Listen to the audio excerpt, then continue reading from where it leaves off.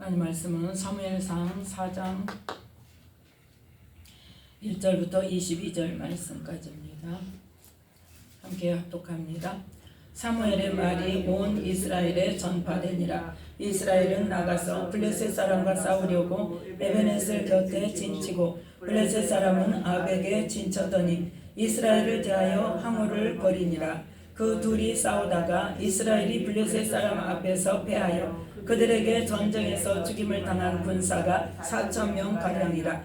백성이 진으로 돌아오매 이스라엘 장로들이 가로되 여호와께서 어찌하여 우리로 오늘 블레셋 사람 앞에 패하게 하셨는고 여호와의 언약궤를 실로에서 우리에게로 가져다가 우리 중에 있게 하여 그것으로 우리를 우리 원수들의 손에서 구원하게 하자 하니 이에 백성이 실로에 보내어 그룹 사이에 계신 만군의 여호와의 언약궤를 거기서 가져왔고 엘리의 두 아들 흠니와 비느하스는 하나님의 언약궤와 함께 거기 있었더라.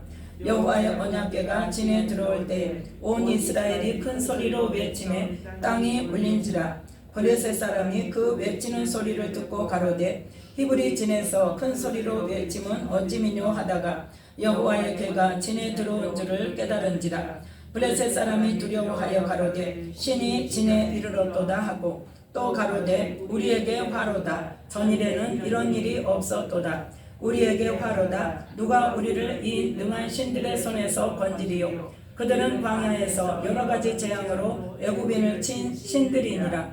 너희 블레셋 사람들아 강하게 되며 대장부가 되어라. 너희가 히브리 사람의 종이 되기를 그들이 너희의 종이 되었던 것 같이 말고 대장부같이 되어 싸우라 하고 블레셋 사람이 쳤더니 이스라엘이 패하여 각기 장막으로 도망하였고 살육이 심히 커서 이스라엘 보병에 엎드러진 자가 3만이었으며 여호와 하나님의 궤는 빼앗겼고 엘리의 두 아들 홈니와 비느하스는 죽임을 당하였더라. 당일에 어떤 베냐민 사람이 진에서 달려나와 그 옷을 찢고 그 머리에 티끌을 무릅쓰고 실로에 이르니라. 그가 이를 때는 엘리가 길 곁 자기 의자에 앉아 기다리며 그 마음이 여호와의 궤로 인하여 떨릴 즈음이라. 그 사람이 성에 들어오고 고함에 부르짖는지라. 엘리가 그 부르짖는 소리를 듣고 가로되 이 환호하는 소리는 어찌미뇨. 그 사람이 빨리 와서 엘리에게 고하니 때에 엘리의 나이 98이라.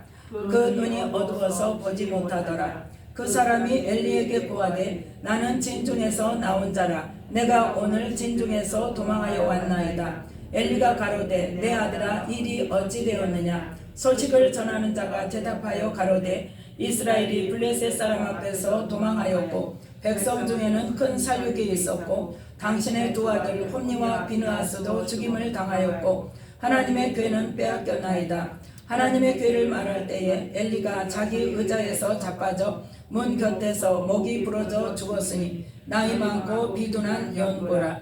그가 이스라엘 사사가 된 지 40년이었더라. 그의 며느리 비느하스의 아내가 잉태하여 산기가 가까웠더니 하나님의 궤 빼앗긴 것과 그 시부와 남편의 죽은 소문을 듣고 갑자기 아파서 몸을 굽으려 해산하고 죽어갈 때에 곁에 섰던 여인들이 그에게 이르되 두려워 말라. 네가 아들을 낳았다 하되 그가 대답지도 아니하며 관념치도 아니하고 이르기를 영광이 이스라엘에서 떠났다 하고 아이 이름을 이가봇이라 하였으니 하나님의 궤가 빼앗겼고 그 시부와 남편이 죽었음을 인함이며 또 이르기를 하나님의 궤를 빼앗겼으므로 영광이 이스라엘에서 떠났다 하였더라. 아멘. 말씀에 은혜가 있으시기 바랍니다. 오늘 말씀은 사무엘상 4장 1절부터 22절 말씀까지를 통하여서 예언의 말씀을 이루시는 하나님이라는 말씀의 제목으로 함께 은혜를 나누고자 합니다. 자, 4장 1절에 보면 이스라엘 백성들이 지금 어디를 갔어요? 블레셋 사람과 싸우려고 에베네셀 곁에 진을 쳤다 그랬죠. 지금 뭐하러 나갔습니까? 전쟁을 하러 나갔어요. 전쟁을 하러 나가서 2절에 보니까 이겼어요? 졌어요? 졌어요. 그래서 4,000명 군사가 죽고 돌아왔어요. 4,000명 죽고 돌아왔으면 어떻게 해야 돼요? 어떻게 해야 돼요? 대답이 나와야죠. 전쟁에 져갖고 왔어요. 그럼 어떻게 해야 돼? 기도해야죠. 기도해야 되는데 하냐고 그 말이에요. 지금 이스라엘 백성은 지금 누구를 섬겨요? 하나님을 섬겨요. 하나님을 섬기는 백성들이 항상 하나님께 묻고, 그래서 하나님의 응답을 받고 그리고 움직여야 되는데, 지금 이 4장 1절에도 어때요?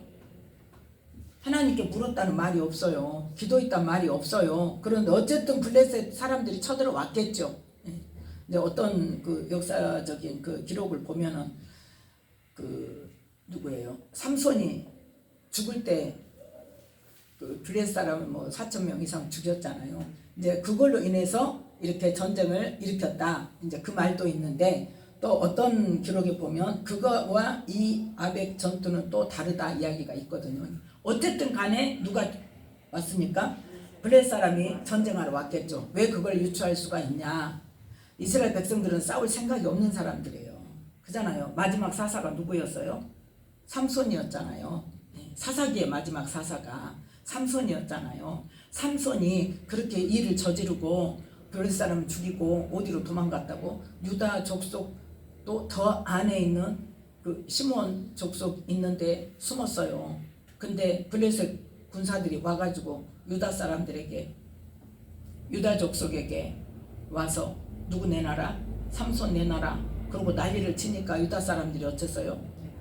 가서 삼손에게 가서 너만 가. 우리 안 싸우고 조용히 살게.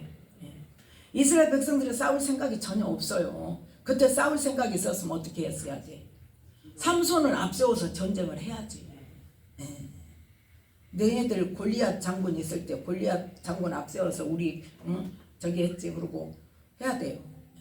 왜? 그 시절에 그 거인들이 있었어요? 없었어요? 있었어요. 그 거인들이 앞세우고, 그러니까 블레셋 사람들이 이스라엘 백성들을 괴롭혔단 말이에요. 그러면 삼손을 하나님께서 잉태 때부터 특별히 구별해서 나시린으로 해가지고 하나님께서 또 뭘 주셔서 특별한 힘을 주셨잖아요. 그래서 삼손을 사사로 세워놨으면 이스라엘 백성들이 그때 누구를 중심으로? 삼손을 중심으로 똘똘 뭉쳐서 삼손이 블레셋 사람들을 칠 때마다 어떻게 해야 돼? 우르르 몰려가서 전쟁을 해야지. 블레셋 사람 치라고 삼손을 사사로 세워놨으니까. 그런데 이스라엘 백성들이 갔습니까? 안 갔어. 삼손 혼자만 난리를 치다가 혼자 죽었어. 그것도 블레셋 사람들 그 많이 있는 그 가운데서 혼자 죽었어요. 죽고 나니까 이제 블레셋 사람이 쳐들어왔어. 그러니까 이스라엘 백성들이 전쟁하자고 블레셋에 쳐들어간 게 아니란 말이에요. 블레셋 사람들이 지금 싸우려고 아벡에 딱 진을 치니까 이스라엘 사람들이 어째? 전쟁하자고 오니까 어쩔 수 없이 이제 에베네셀 곁에 진을 쳤어. 그래서 이스라엘 백성들이 가서 싸웠어요. 그러면 싸우러 가기 전에 기도를 해야 돼, 안 해야 돼요? 해야 되는데 안 하고 갔어요. 근데 갔더니 졌어요. 져서 군사가 4,000명이 죽었어요. 그러면 진으로 돌아왔어요. 그러면 기도를 해야 돼. 어떻게 할까? 우리 어떻게 할까? 해야 돼요. 지금 3절에 보니까 어떻게 하고 있어요? 자, 함께 읽습니다.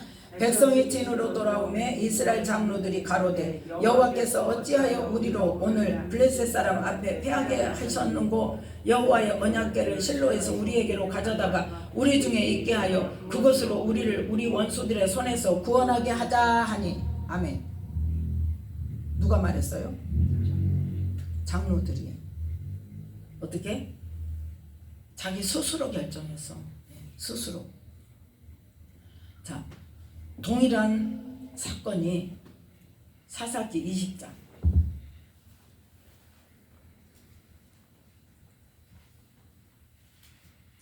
사사기 20장 7절 말씀.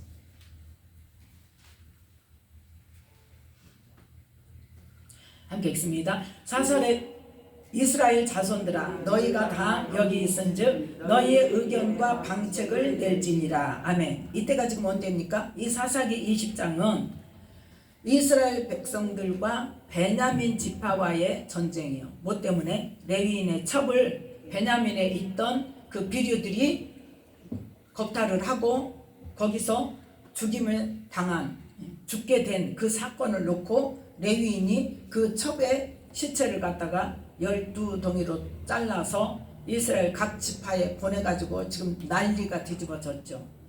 이런 일이 없었다. 그래서 20장 1절에 보니까 이 모든 이스라엘 자손이 단에서부터 브엘세바까지와 길르앗 땅에서 나왔는데 그 회중이 일제히 미스바에서 여호와 앞에 모였으니 온 백성의 어른 곧 이스라엘 모든 지파의 어른들은 하나님 백성의 총회에 섰고 칼을 빼는 보병은 40만이었으며 아멘. 누구와 싸우자고? 베냐민 지파에 가서 그 비류들을 내놓으라고 하자. 그래서 그들을 죽이자. 원수를 갚자. 그리고 지금 모이자고 그랬어요. 그래도 모여가지고 그럼 모였으면 어떻게 해야 돼요? 모였으면 어떻게 해야 돼요?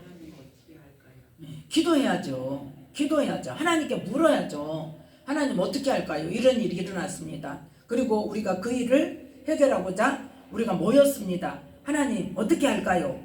기도를 했으면 베냐민 지파하고 싸움이 됐을까요? 기도 안 하고 어떻게 했어?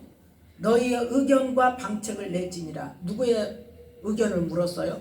사람의 의견을 물었어요. 하나님께 묻지 않고. 자, 이렇게 되니까 어떻게 해요? 이제 전쟁이 일어나게 된 거예요. 그래서 결국은 어떻게 돼? 베냐민 지파가 완전히 깨지고 완전히 망하게 된 거죠. 자, 동일한 사건으로 이 사무엘상 본문으로 돌아와서 사무엘상 4장 3절 말씀에 보니까 이스라엘 장로들이 모여가지고 어떻게? 아니 하나님께서 우리를 블레셋 사람한테 패하게 하셔서 그러면 우리가 언약궤를 가져다가 누구 생각이요? 사람 생각. 하나님께서 언약궤를 메고 나가라 했으면 모르지만 하나님께서는 그런 말씀 하신 적이 없어요. 네. 언약궤가 능력이 있어. 하나님이 능력이 있으셔. 하나님의 말씀이 능력이 있으셔. 하나님의 말씀이 능력이 있죠. 언약궤 자체가 능력이 있는 건 아니잖아요. 언약궤 위에, 속죄소 위에 하나님께서 임하셔서 말씀해 주시는 거지 언약궤가 살아서 말합니까? 아니잖아요. 지금 이 시대에도 마찬가지. 성경책만 안고 잔다고 원수마귀가 떠나갑니까? 잠이 안 오면 어쩌라게 성경책만 배우고 자래. 그런다고 원수마귀가 떠나가고 잠이 잘 옵니까? 아니잖아요. 뭐가 중요한 건 뭐다? 중요한 건 뭐예요? 하나님과 내 관계가 중요한 거예요. 하나님께 묻는 게 중요한 거고 하나님의 뜻을 아는 게 중요한 거고 하나님께서 원하시는 방법대로 하는 것이 중요한 거란 말이에요. 하나님이 결정을 해주셔야 돼. 그러니까 주권이 누구한테 있어야 돼? 하나님께 있어야 되는데 주권을 하나님께 있다는 것을 인정을 하지 않고 자기들 생각대로 자기들이 생각해 보니까 우리 나라에서 뭐야 하나님을 섬길 때 뭐가 가장 귀해? 언약궤가 가장 귀해. 그러니까 언약궤를 메고 가자. 언약궤 함부로 메고 가면 돼? 안 되는 거예요. 언약궤는 누구의 말씀? 하나님의 말씀이 들어있는 궤고 하나님께서 그것을 옮기라 할 때 옮기고 멈추라 할 때 멈춰야 돼. 지금 이 시대까지는.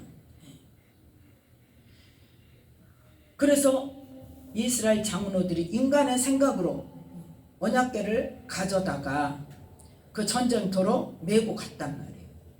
그때 누가 같이 했더라? 4절에 보니까 엘리의 두 아들 홈니와 비느하스가 하나님의 언약궤와 함께 거기 있었더라는 거죠. 그러니까 이스라엘 백성들은 하나님과 관계가 중요한 게 아니라 뭐가 더 중요했어요? 네, 언약궤가 더 중요했단 말이에요. 언약궤만 중요시 여겼지 하나님과의 관계며 자기들이 하나님께 어떻게 해야 된다는 것을 전혀. 그러니까 율법을 지켜요? 안 지켜요? 안 지켜. 하나님께서는 말씀을 아는 자를 믿음이라고 그래. 말씀을 행하는 자를 믿음이라고 그래. 행하는 자를 믿음이라고 그랬잖아요. 네. 아는 것 갖고는 된다 안 된다? 안 된다니까요. 성경책을 아무리 많이 읽어서 줄줄줄 외운다 할지라도 그 말씀으로 내 삶이 바뀌지 않으면 상관이 없는 거예요. 예. 아는 거 상관없어요. 그 아는 거 갖고 맨날 뭐만 해? 그 아는 것 갖고 뭐 할까? 그렇죠. 판단하고 정죄, 죄만 더 지어요. 차라리 모르면 정죄는 안 해. 다른 사람 판단이나 안 해. 그런데 안다고 자기는 하나도 안 고치면서 다른 사람 판단하고 정죄하고 죄만 더 지어. 예. 그래서 더 악한 사람이 된단 말이에요. 중요한 건 뭐냐? 말씀, 이 성경책이 중요한 게 아니라 하나님의 말씀을 알고 어디 몇 장 몇 절에 무슨 말씀이 있고 이거 아는 게 중요한 게 아니라 나를 쳐서 복종시켜서 말씀이 나의 삶을 바꾸느냐가 중요하다. 그게 뭐다? 하나님과의 관계가 되어 있느냐 이거예요. 하나님께 묻고 하나님의 응답하시는 말씀대로 내가 순종하고 이게 되어지는 그게 관계인 거예요. 예.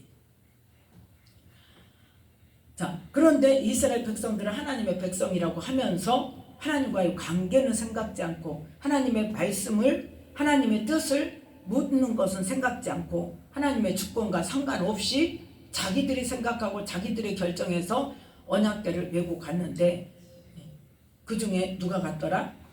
홈리와 비느하스가 갔더라.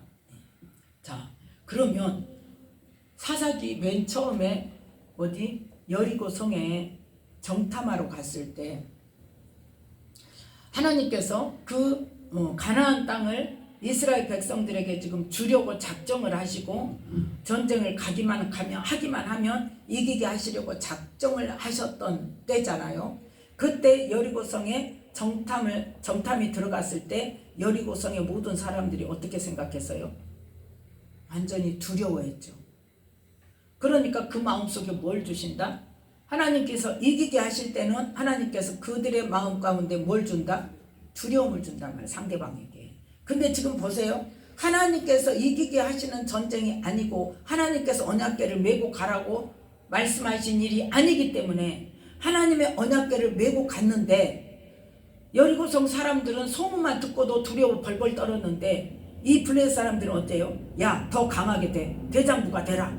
더 강하게 되라. 그래서 뭐예요? 마음을 더 강팍하게 하고 마음을 더 경성시켜서 어때요? 정신 똑바로 차리고 전쟁 이겨버린단 말이에요.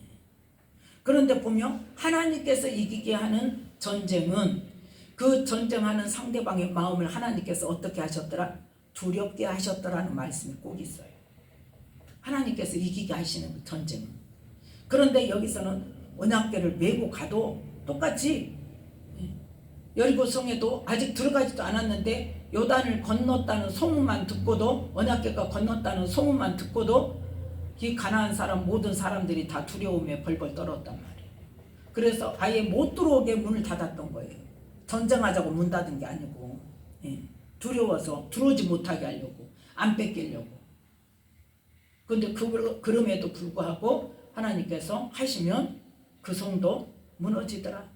뭐 했는데? 그냥 돌기만 했는데 누구의 방법대로? 하나님의 방법대로. 하나님이 말씀하신 대로 했더니 인간의 생각으로만 어처구니 없는 이야기죠. 어떻게 그 큰 성을 밖에서 돌기만 했는데 아무리 하나님께서 말씀하신 대로 하루에 한 번씩 7째 날은 7번 돈다고 그 성이 어떻게 무너지냐고. 근데 실제로 무너졌잖아요.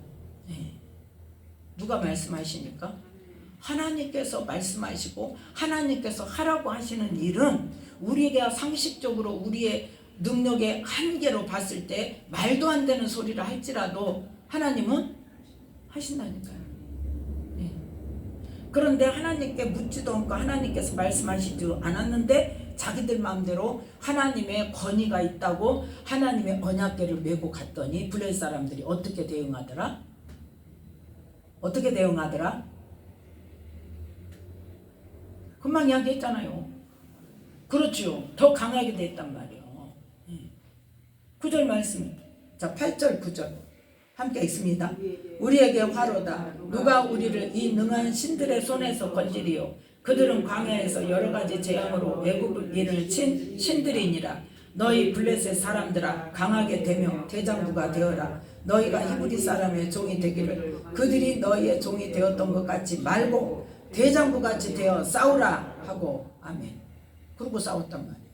똑같이 8절 말씀은 어째요? 여리고성 사람들하고 지금 똑같은 이야기예요. 저들의 신은 어때? 이스라엘 백성들을 이끌고 여러 가지 재앙으로 애굽인을 치고 또 광야를 40년간을 저 신이 보호해서 들어온 이스라엘 백성들이 있다. 그러면서 두려워서 절대로 문도 열어주지 말고 꼭꼭 닫아 걸고 전쟁할 생각을 안 하는데, 이 블레셋 사람들은 어때? 똑같은 고백을 하면서도 그들은 광야에서 여러 가지 재앙으로 애굽인을 친 신들이니라 하면서 뭐라 그래? 너희들은 더 강하게 되라. 더 대장부가 되라. 그러면서 전쟁을 해서 그 경성된 마음으로 전쟁을 하니까 이스라엘 백성이 어떻게 했어? 패해서 이스라엘 보병이 몇 명이 죽었어요? 3만 명이 또 죽었어요. 그러면서 어떤 일이 일어나요? 하나님의 괴가 빼앗기는 거예요. 하나님의 괴가 빼앗기고 엘리의 두 아들 홈니와 비느하스는 죽임을 당하였더라. 어떤 말씀이 이루어졌습니까? 어떤 말씀? 사무엘상 2장 34절 말씀. 사무엘상 2장 34절 말씀 함께 읽습니다. 내 두 아들 홈니와 비느하스가 한날에 죽으리니 그 둘에 당할 그 일이 내게 표징이 되리라. 아멘. 이게 시작이다. 어떤 시작? 하나님께서 엘리의 집에 대해서 재앙을 내리시겠다고 예언하신 그 말씀이 이루어지기 시작한 때가 사인이 뭐다? 홈니와 비느하스가 한날에 죽는 것이 사인이다. 그때부터 시작이다 그랬어요. 자, 그러면 하나님께서 말씀하시면 곧바로 이루십니까? 이때부터 정말 이 하나님의 말씀으로 엘리의 집에 대하여 하신 말씀을 응하게 하셨다는 말씀으로 마무리 지을 때까지의 기간이 몇 년이냐? 120년이 걸렸어요. 그러니까 우리는 그 예언의 말씀을 받는 거, 예언의 말씀을 이루는 것에 대해서 우리는 오늘 말씀하시면 내일 이루어지고, 오늘 말씀하시면 막 내년에 이루어지고, 그렇게만 생각하면 안 된단 말이에요. 하나님은 이루실 때가 있어요. 네. 그러면 하나님이 그걸 못 하셔서 안 하시냐? 아니라는 거죠. 자, 그래서 이 사무엘상 2장 34절의 말씀이 이루어지는 시작점이 바로 이 사무엘상 4장 11절 말씀에서 시작이 되어졌어요. 그래서 이제 전쟁은 지고 3만 명이 이스라엘 백성이 죽고, 군사가 3만 명이 죽고 하나님의 괴는 빼앗기고 엘리의 두 아들은 죽고, 이 소식을 지금 12절에 보니까 어떤 베냐민 사람이 와가지고 실로에 있는 엘리 제사장에게 와서 그 말을 고합니다. 그랬더니 엘리는 지금 어떻게 하고 있어? 한 번도 전쟁을 한다고 언약궤를 메고 나가 본 적도 없고 하나님께서 하라고도 안 했는데 장로들이 와가지고 언약궤를 메고 가야 된다 하면서 메고 가서 엘리는 지금 어때요? 마음이 아무리 영적으로 둔감한 사람이지만 떨고 있어요. 지금 여호와 괴로 인하여 떨릴 즈음이라. 그러니까 하나님의 언약궤를 메고 갔는데 어떻게 됐을까? 하나님의 괴는 어떻게 됐을까? 왜? 제사장이 지킬 의무가 있잖아요. 그러니까 그래서 벌벌 떨고 있어. 그런데 그 사람이 성에 들어와서 그 부르짖는 소리를 듣고 어째서? 넘어져서 죽어서 18절 말씀 함께 있습니다. 하나님의 괴를 말할 때에 엘리가 자기 의자에서 자빠져 문 곁에서 목이 부러져 죽었으니 나이 많고 비둔한 영고라. 그가 이스라엘 사사가 된 지 40년이었더라. 아멘. 그래도 40년 동안 제사장으로 또 이스라엘의 대표 사사로서 40년 동안을 직분을 감당하고 있었다는 겁니다. 그럼에도 불구하고 그 40년 동안 사사의 일을 하면서, 제사장의 일을 하면서 아들들의 그러한 하나님을 뭐한 것? 하나님을 경멸하는 일. 자, 사무엘상 2장 30절.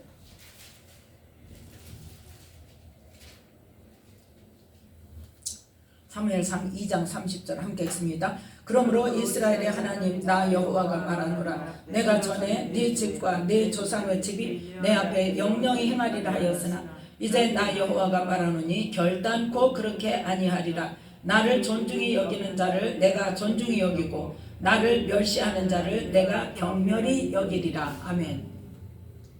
엘리 집을 징계하시는 이유가 뭐다? 바로 하나님을 존중히 여기는 자는 하나님께서 존중히 여기시고 하나님을 멸시하는 자는 하나님께서 경멸히 여기신다는 그 원리, 그 원칙, 하나님의 속성, 그게 주체가 된단 말이에요. 그러면 지금 시대도 마찬가지. 지금 시대도 주권을 누구에게 두고 있냐? 내가 주권을 가지고 있냐? 아니면 하나님께 주권을 드리고 있냐? 하나님께서 결정하시는 대로 또 하나님의 말씀에 기도한 관계 속에서 하나님의 응답의 말씀이 주시는 그 말씀에 순종해서 가고 있냐? 아니면 기도하지도 않고 내가 생각해서 인간적으로 생각할 때, 상식적으로 생각할 때 이게 가능한 일이고 이거는 불가능한 일이고 해가지고 내가 결정해서 내가 가고 있냐? 그러면 지금 하나님을 믿는 하나님의 자녀로서의 기본 자세가 돼 있어요, 안 돼 있어요? 안 돼 있는 거예요. 자기가 결정하고 자기가 생각하고 자기가 결정하고 자기 능력으로 자기가 행하면 하나님하고 아무 상관이 없는 일이에요. 그러면 하나님을 믿는다는 사람이 그렇게 행동할 때는 하나님께서는 뭐라고 하신다? 나를 경멸히 하는구나. 네가 나를 멸시하는구나. 나를 너의 주권자로 생각을 안 하는구나. 동일한 의미입니다. 자, 그러면 이제 이 하나님의 말씀이 이루어지기 시작합니다. 누구를 통해서? 하나님의 사람을 통해서 예언을 주셨죠. 사무엘상 2장 27절부터 36절 말씀까지를 통해서 엘리에게 직접 하나님의 사람이 와서 하나님의 말씀을 전했어요. 지금 뭐 하겠다고? 너희 집안이 이제 망할 것이다. 그리고 그 망하는 일이 네 두 아들 홈리와 비느하스가 한날에 죽는 것으로 해서 시작이 될 것이다. 그런데 내가 나를 위해서 충실한 제사장을 일으킬 것이다. 그게 이제 누구였어요? 사무엘이었죠. 그 사무엘에게 또 다시 반복해서 말씀하시죠. 사무엘을 부르실 때에 가장 먼저 뭘 말씀하셨다? 사무엘상 3장 12절, 13절, 14절 말씀까지 12절부터 함께 읽습니다. 내가 엘리의 집에 대하여 말한 것을 처음부터 끝까지 그날에 그에게 다 이루리라. 내가 그 집을 영영토록 심판하겠다고 그에게 이른 것은 그의 아는 죄악을 인함이니 이는 그가 자기 아들들이 저주를 자청하되 금하지 아니하였음이니라. 그러므로 내가 엘리의 집에 대하여 맹세하기를 엘리 집의 죄악은 재물이나 예물로나 영영의 속함을 얻지 못하리라 하였노라. 아멘. 이 말씀대로 지금 이루기 시작한다는 거예요. 그러면 이 말씀이 엘리 가문을 망하게 하신다는 이 말씀이 어떻게 이루어지는가? 자, 그러면 이제 지금 이 사무엘상 4장에서 보니까 누구누구 죽었어요? 엘리가 죽었죠. 두 아들 홈리와 비느하스가 죽었죠. 또 누구의 부인? 비느하스의 부인이 죽었죠. 네. 여기서부터 이제 시작이 돼요. 그래서 사무엘상 14장을 보면 그러면 제사장직이 그럼 완전히 끊겼냐? 그건 아니에요. 사울도 하나님께서 왕이 되게 한 것을 후회하시고 내가 너를 버리고 다른 왕을 세우겠다고 하시고 나서도 사울이 40년간 왕 노릇했어요. 왕 된 지 얼마 안 돼가지고 하나님께 버림을 받았는데 40년 동안 왕 노릇했어요. 마찬가지예요. 지금 엘리의 가문을 지금 망하게 하겠다고 제사장 직분을 행하지 못하게 하고 멸문지화를 당하게 하겠다고 말씀을 하셨는데 제사장직을 그러면 완전히 아무도 못하냐? 아니란 말이죠. 그 자손들이 하고 있어요. 자, 어떻게 막 하나님 말씀이 이루어지는가 봅니다. 사무엘상 14장 3절 말씀. 3절 말씀 함께 읽습니다. 아히야는 에봇을 입고 거기 있었으니 그는 이가봇의 형제 아히두베의 아들이요 비느하스의 손자요 실로에서 여호와의 제사장이 되었던 엘리의 증손이었더라. 백성은 요나단의 간주를 알지 못하니라. 아멘. 누구 왕 때? 사울 왕 때. 2절에 바로 보면 사울이 이렇게 나오잖아요. 사울 왕 때. 사울 왕 때 아히야가 에봇을 입었다는 것은 뭘로 있다는 거예요? 제사장으로 있다는 거예요. 그 아히야가 누구다? 이가봇.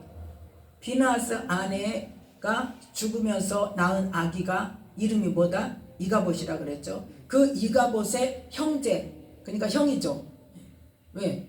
이가봇이 태어날 때 엄마 아빠 다 죽었으니까 형제라는 것은 그 형이라는 거죠. 그래서 아히두베 아들, 이 아히야가 아히두베 아들이라는 거예요.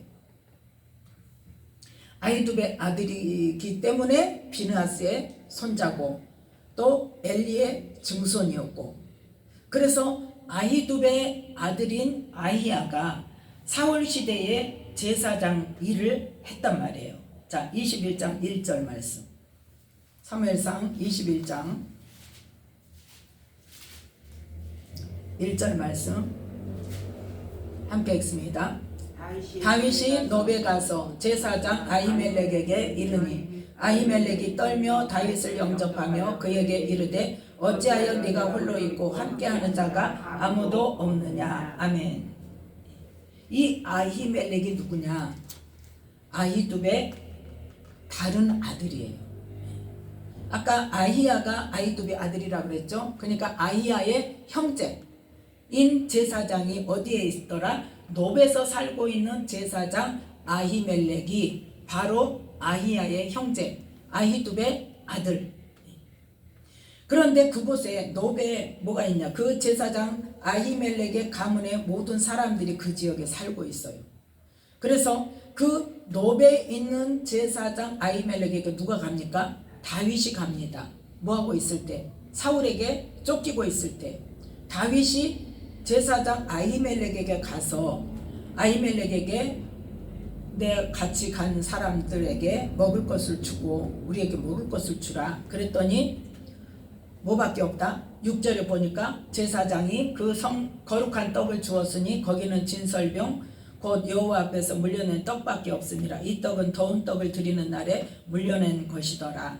제사장이 하나님의 성전에 올렸던 진설병을 주어서 먹게 하고 또 칼과 병기를 좀 달라 그랬더니 누구 걸 줬어요? 다윗이 죽인 골리앗의 칼이 거기에 있으니 그것을 줬단 말이에요. 그것을 누가 봤다? 7절에 보니까 도액이라는 에돔 사람이 그곳에 와서 봤단 말이에요. 그래서 그 일을 사울에게 가서 말하죠. 그래서 사울이 22장 11절 22장 11절 함께 읽습니다. 왕이 보내어 아히두베 아들 제사장 아히멜렉과 그 아비 온 집 곧 노베에 있는 제사장들을 부르매 그들이 다 왕께 이른지라. 아멘. 22장 11절 왜 그러는겨? 나 맞게 해시오. 22장 11절 자 다시 다 같이 읽습니다. 왕이 보내어 아히두베 아들 제사장 아히멜렉과 그 아비의 온 집 곧 노베에 있는 제사장들을 부르매 그들이 다 왕께 이른지라. 아멘. 사울이 지금 뭐 하려고 불렀어요? 노베 제사장들을 다 죽여버리려고. 누구 도왔다고? 내가 지금 쫓고 있는 내가 죽이려고 하는 다윗을 도왔다고 지금 다 불렀어요. 죽이려고. 그래서 결국은 어떻게 됐어요? 자 18절 말씀부터 22장 18절부터 함께 읽습니다. 왕이 도액에게 이르되 너는 돌이켜 제사장들을 죽이라 하매 에돔 사람 도액이 일으켜 제사장들을 쳐서 그날에 세마포 에봇 입은 자 85인을 죽였고 제사장들의 성읍 노베 남녀와 아이들과 젖 먹는 자들과 소와 나귀와 양을 칼로 쳤더라. 아멘. 이 지금 노베에 있는 이 아히멜렉과 그 온 집, 그 모든 친척들 같이 거기에 살고 있는 모든 제사장직을 하는 사람들이 지금 사울 앞에 와가지고 있는데 도액이 그 제사장들을 다 죽였단 말이에요. 그 숫자가 몇 명이더라? 85명. 지금 다 죽는 거, 멸문지하를 당하는 거예요. 그런데 그 중에 한 사람, 20절 함께 읽습니다. 아히두베 아들 아히멜렉의 아들 중 하나가 피하였으니 그 이름은 아비아달이라. 그가 도망하여 다윗에게로 가서. 아멘. 지금 이 아히두베 아들 제사장 아히멜렉의 이 모든 그 집 식구들이 다 죽고 유아와 남녀와 아이들과 젖 먹는 자들까지 소, 나귀, 양까지도 다 죽였잖아요. 다 죽고 오직 한 사람만 남았어. 누구? 아비아달. 이 사람이 아비아달이 다윗에게로 가서 다윗의 제사장 노릇을 합니다. 네. 그러면 지금 어떤 말씀이 이루어졌어요? 사무엘상 2장에 31절 말씀. 사무엘상 2장 31절 말씀.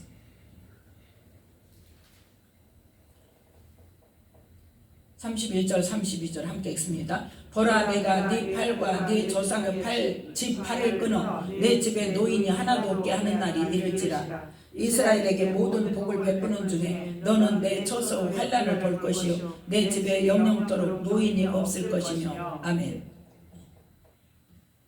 지금 어때요? 노인이 하나도 없게 하는 날이 이를 거다. 뭐까지? 어린아이까지 다 죽였단 말이에요. 젖 먹는 자까지 다 죽였단 말이에요. 그리고 누구만 남았어요? 아비아달만 남았어요. 아비아달이 다윗에게 가서 다윗의 제사장직을 합니다. 그래서 이 아비아달의 이제 아들 요나단까지 이제 같이 제사장직을 하죠. 그래서 23장 9절 말씀.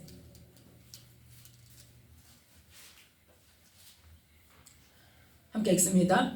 다윗이 사울의 자기를 해야 되는 계교를 알고 제사장 아비아달에게 이르되 에봇을 이리로 가져오라 하고. 아멘. 여기서 지금 다윗 앞에서 아비아달이 제사장직을 하고 있어요.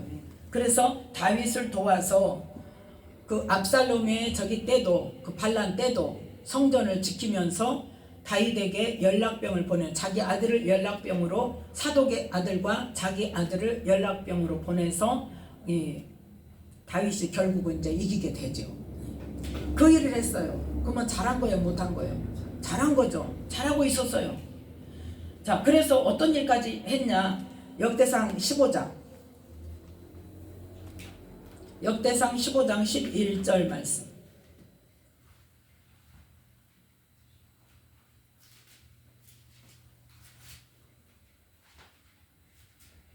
역대상 15장 11절 함께 읽습니다. 다윗이 제사장 사독과 아비아달을 부르고 또 레이 사람 우리엘과 아사야와 요엘과 스마야와 엘리엘과 암미나답을 불러. 아멘. 뭐하라고? 12절의 끝부분에 보니까 내가 예비한 곳으로 이스라엘 하나님 여호와의 궤를 메어 올리라. 뭐한 사람이요? 하나님의 법궤를 다윗성으로 메어간 사람 중에 한 사람이 되었단 말이에요. 그러면 얼마나 귀중한 일을 했습니까? 예.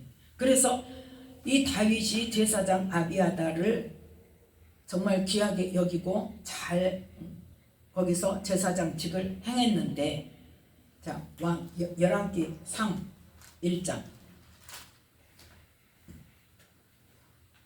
열왕기상 1장 7절 말씀 함께 읽습니다. 열왕기상 1장 7절 함께 읽습니다. 아도니아가 수루야의 아들 요압과 제사장 아비아달과 모이하니 저희가 쫓아 도우나. 아멘. 아도니아가 누구예요? 5절에 보니까 핫기스 아들 아도니아가, 자 5절 함께 읽습니다. 때에 핫기스 아들 아도니아가 스스로 높여서 이르기를 내가 왕이 되리라 하고 자기를 위하여 병거와 기병과 전배 50인을 예비하니. 아멘. 지금 다윗 왕이 죽었어요, 안 죽었어요? 1절에 보니까 나이 많아 늙었 다윗이지만 아직 안 죽었단 말이에요. 다윗이 아직 안 죽었고 아직 후사를 누구를 왕위를 물려준다는 말씀을 안 했어요. 안 하고 있는 상태에서 지금 누가 아도니아가 어떻게 스스로 높여서 내가 왕이 되리라 하고 병거와 기병과 전배 50인을 예비하는데 그때 누구와 함께 했냐? 이 7절에 보니까 스루야의 아들 요압과 요압 장군이죠. 그 요압 장군과 요압이 얼마나 다윗의 그 신복이었습니까? 근데 그 요압이 이제 중간에 그 마음이 변했죠. 그 요압과 제사장 아비아다라고 모의해서 지금 아도니아가 왕이 되고자 하는데 그거를 알게 되죠. 그래서 이 나단이 바세바하고 함께 이야기를 해서 이미 그 전에 바세바에게 약속한 바가 있죠. 누가? 다윗 왕이. 근데 그거는 누가 주신 거다? 하나님이 정해주신 거다.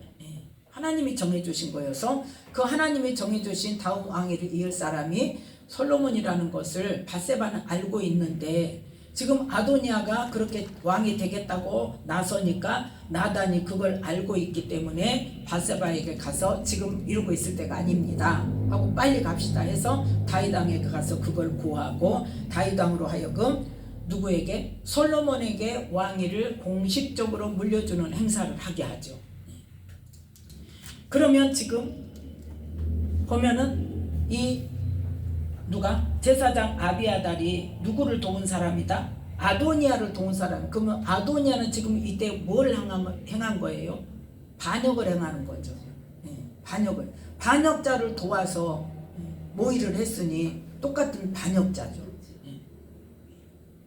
근데 그것은 누가 선택한 거다? 자기가 선택한 거예요. 자기가 선택한 거. 자, 그래서 열왕기상 2장 26절에 보면 2장 26절에 솔로몬이 이제 왕이 되고 나서 그 아도니아를 벌하면서 자기 형제인 아도니아를 그 반역죄를 다스리면서 아비아달에게는 제사장이니까 자 25절 함께 읽습니다. 여호야다의 아들 브나야를 보내매 저가 아도니아를 쳐서 죽였더라. 아멘.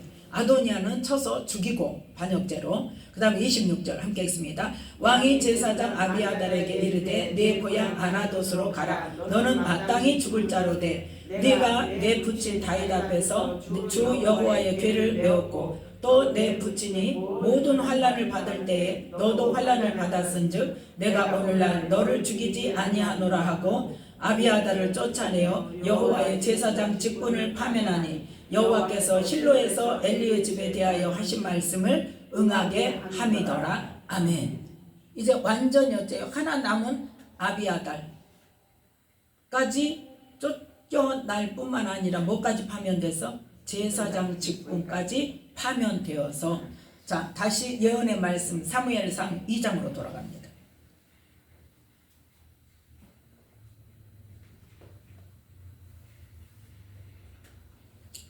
36절 말씀 사무엘상 2장 36절 함께 읽습니다. 네. 찾았어요? 안 찾았어요?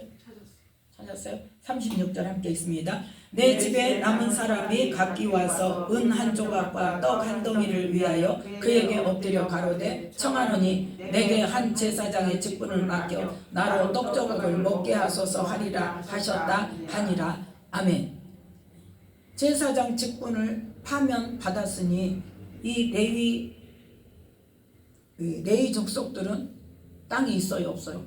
없어요. 그러니까 어디 가서 제사장들에게 가서 얻어먹 제사장 직분은 못하고 파면이 당하니까 제사장으로서 받을 수 있는 분깃이 없어요.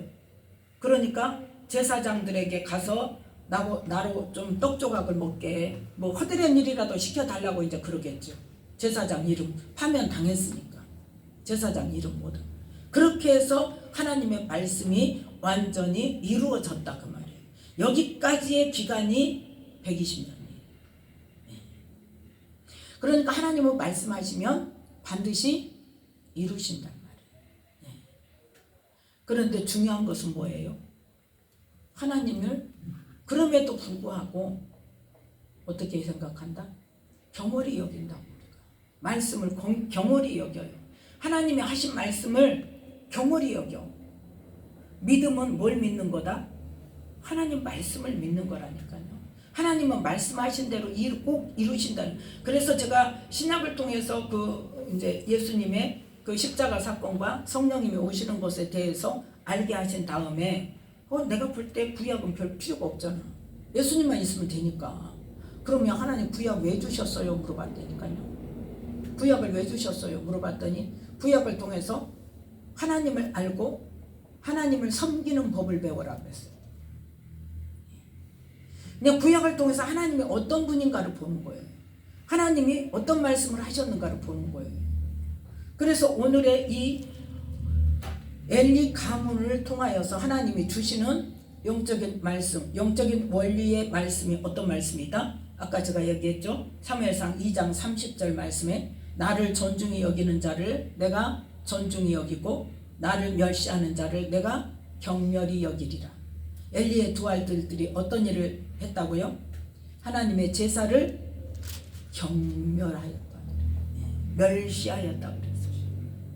그래서 하나님께 드리는 제사를 드리는 그 제물을 가지고 지 마음대로 하나님께 드리기도 전에 오히려 제사 드리는 일반 백성이 안 됩니다. 그러면 안 됩니다. 하나님께 먼저 드려야 됩니다. 해도 소용없어. 내놔 해가지고 뺏어가고. 또 제사장이 제사 드리는 그 담당 제사장이 받을 수 있는 몫이 있잖아요. 그것도 필요 없어. 생고기 내놔. 그런 식으로 어떻게 했더라? 하나님의 제사를 하나님께 드리는 제사에 대한 이 경각심이 없고 하나님을 경히 여겼다는 거죠. 그래서 사무엘상 2장 17절에 보면 이 소년들의 죄가 어떤 거다? 그들이 여호와의 제사를 멸시하였더라. 하나님께 예배 드리는 것에 대해서 말씀하는 거예요. 우리가 하나님께 예배를 드리면서 어떤 마음으로 예배를 드리는가? 와서 몸만 때우고 있는가? 생각은 딴 데가 있고 관심은 내가 누구한테 연락이 와야 되는데 누구하고 약속을 했는데 아니면 누구한테 카톡이 와야 되는데 문자가 와야 되는데 관심이 거기가 있다면 과연 하나님 몸은 와서 하나님 앞에 있다고 할지라도 마음과 생각은 어디에 있냐는 거예요. 하나님께 예배를 드릴 때는 어떻게 해라? 신령과 진정으로 예배해라 그랬잖아요. 그럼 어떻게 해야 돼요? 온 마음을 다해서 이 예배 드리는 일에 찬양하는 일에 말씀을 듣는 일에 기도할 때는 기도하는 일에 어떻게 해야 돼요? 집중해야 돼요. 예. 우리가 날마다 하는 일이라고. 하나님 다 보고 계세요. 어디서 보고 계세요? 하늘에서 저 높은 데서 보고 계십니까? 그래서 안 보입니까? 가려지면 안 보일까요? 기둥 뒤에 숨으면 안 보여요? 어디서 보고 계세요? 어디서 보고 계세요? 내 안에서 보고 계세요. 네. 내가 무슨 생각 밖으로 드러나지 않아서 사람은 봐도 모른다 할지라도 내 안에 계시는 성령님은 내가 지금 무슨 생각을 하는지를 알고 계신단 말이에요. 그래서 가장 먼저 어디에 성공하는 자가 돼야 돼? 예배에 성공하는 자가 돼야 돼요. 예배 성공한다는 게 뭐예요? 이러면 이게 성공하는 거예요? 막 불불해서 막 뒹굴면 그게 성공하는 거예요?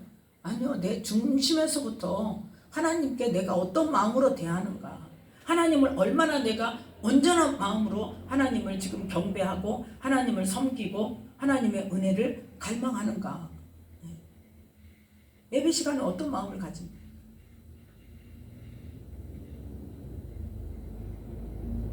대통령을 만나러 가도 어떻게 해요? 대통령 만나러 가가지고 대통령하고 이야기하다가 핸드폰 봅니까? 카톡 합니까?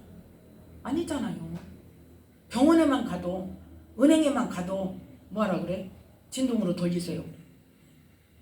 의사하고 상담하다가 전화해요. 전화 오면 전화 받아요? 아니잖아요. 그런데 하물며 하나님께 예배하는 자리에 와가지고 하나님께 예배한다는 사람이 마음이 딴 데가 있고 생각이 딴 데가 있고 집중하지 않으면 하나님께서 뭐라고 하시겠냐는 거예요. 엘리 아들들과 같지 않겠어요? 하나님께서 보실 때.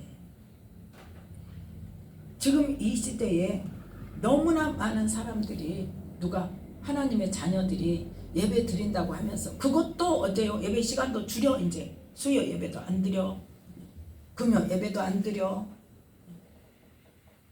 점점 줄어가요. 주일 오후 예배도 안 드린 데도 많대 보니까. 점점 줄여가. 무엇을 줄여가? 예배를 줄여가. 바쁘다고.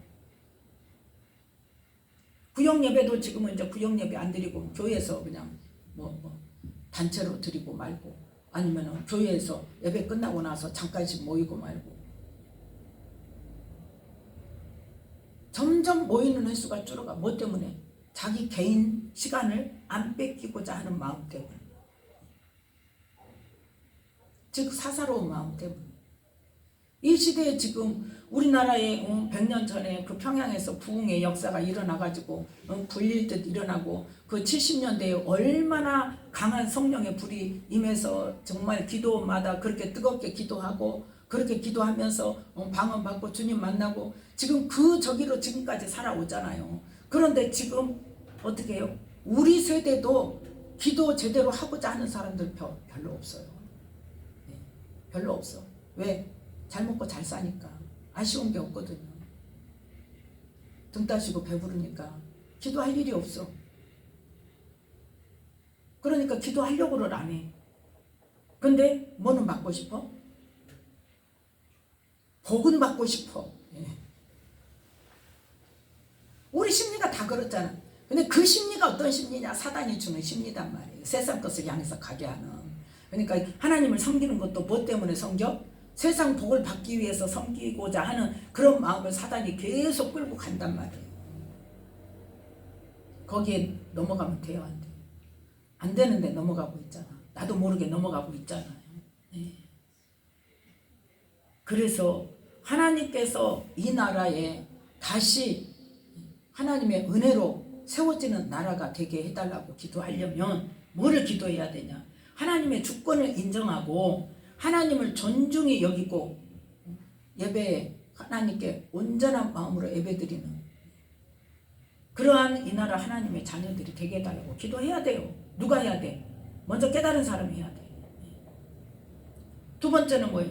먼저 기도하고 내가 내 생각대로, 내 계산대로, 인간의 상식대로, 내 능력대로, 내 한계에 맞춰서 내가 계산하고 내가 생각하고 결정하고 행하는 것이 아니라, 무슨 일을 만날지라도 하나님께 먼저 기도하고 하나님께서 주시는 응답의 말씀대로 순종해서 내 생각과 다르더라도, 내 한계에는 어림도 없는 일이라 할지라도 응답 주시는 그 말씀을 순종해서 하나님의 뜻을 이루어가잖아요. 그러한 이 나라의 하나님의 자녀들이 되게 해달라고 기도해야 된단 말이에요. 나뿐만 아니라, 나부터 그래야 되겠지만 나뿐만 아니라 뭐가 중요하니까? 그 분위기도 중요하잖아요. 그 시대의 문화도 중요하잖아요. 또 뭐가 중요해요? 그런 문화를, 그러한 하나님을 섬기는 법들을, 그러한 습관들을 우리 기성세대가 만들지 않으면 우리 다음 세대들이 어떻게 거기에 맞춰서 가겠냐고. 물론 하나님께서 하시지만 다음 세대들이 지금 잘못되고 교회를 떠나고 하는 일들이 뭐 때문에 그래요? 기성세대 때문에, 우리 때문에 그래요. 똑바로 안 하니까. 하나님 말씀대로 안 하고 다투고 싸우고 교회에서. 먼저 신앙생활을 하는 사람들의 잘못된 행위 때문에 우리의 다음 세대들이 어떻게 해요? 주님 앞에 제대로 나아가지 못하고 세상으로 가버리는 거예요. 그래서 이 시간도 우리가 하나님은 어떤 분이다? 말씀을 반드시 이루시는 분이다는 것을 경각심을 가지고, 하나님은 어떤 분이다? 나를 존중히 여기는 자를 내가 존중히 여기고 나를 멸시하는 자를 내가 경멸히 여긴다는 하나님의 그 속성, 기본 속성, 누구에게나 그 말씀은 동일하다는 것을 기억하면서 이 나라를 하나님께서 귀히 여겨주시는 나라가 되게 하려면 이 나라의 하나님의 자녀들이 정말 깨어나서 하나님의 주권을 인정하고 하나님을 존중히 여기는 이 나라의 하나님 자녀들 되게 해달라고 기도하는 저와 여러분이 되시기를 예수님의 이름으로 축복합니다. 기도하겠습니다.